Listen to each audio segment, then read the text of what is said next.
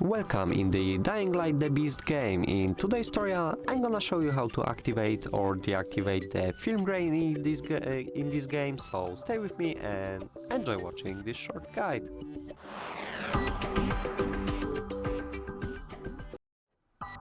As the first step, you have to open the settings by using the O button on your keyboard or press over here on options. Now get into the video tab and move on to the advanced video settings.